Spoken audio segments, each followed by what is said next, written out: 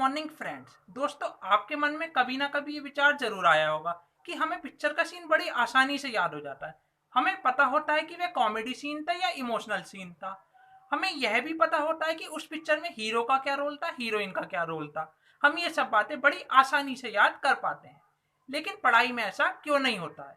जब मैंने इस बारे में सोचा तो मुझे पता चला कि हम पढ़ाई में किसी पिक्चर की तरह इंटरेस्ट नहीं ले पाते हैं। हम पढ़ाई से जल्दी बोर हो जाते हैं।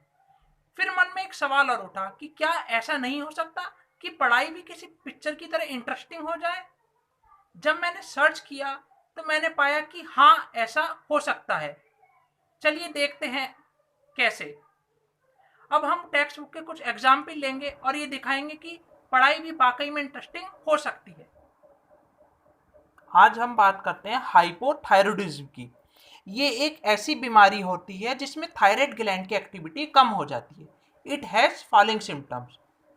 अब हम इसके सिम्टम्स एक स्टोरी के रूप में याद करेंगे। चलिए स्टार्ट करते हैं। अब आप विजुअलाइज कीजिए कि एक लेडी जो कि फैटी है और उसका पफी फेस है, वो आपके घर आती है। तो आप उससे पूछते हैं कि आप इतनी फैटी क्यों हो?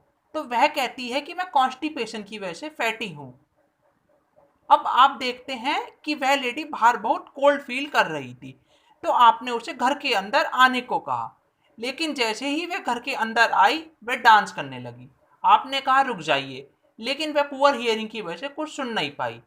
अचानक उसके हेयर फॉल होने लगे। ऐसा देखते ही वह रुकी, लेकिन उसके जॉइंट्स में बहुत पेन हो रहा था। वह बहुत टायर्ड और वीक महसूस कर रही थी।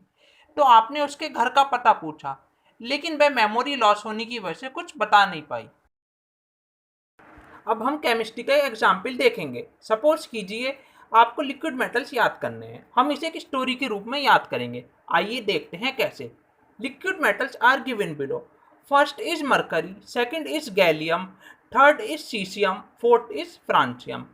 हम मरकरी की जगह मरकरी बल्ब लिख सकते हैं, गैलियम की जगह गली लिख सकते हैं, सीजियम की जगह सीजल लिख सकते हैं, फ्रांसियम की जगह फ्रॉक लिख सकते हैं। अब विजुअलाइज कीजिए कि आप किसी गली में मरकरी बल्ब के नीचे बैठे हैं। वहाँ पर आप सीजर की मदद से फ्रॉक को काट रहे हैं और उसे लिक्विड में डिप कर रहे हैं।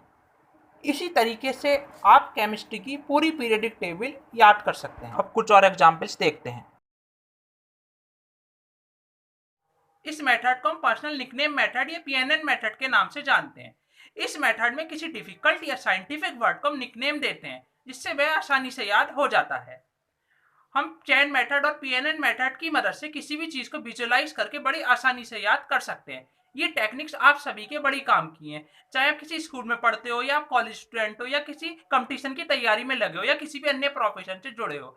इससे आपका बहुत सारा टाइम और एनर्जी बच जाएगी।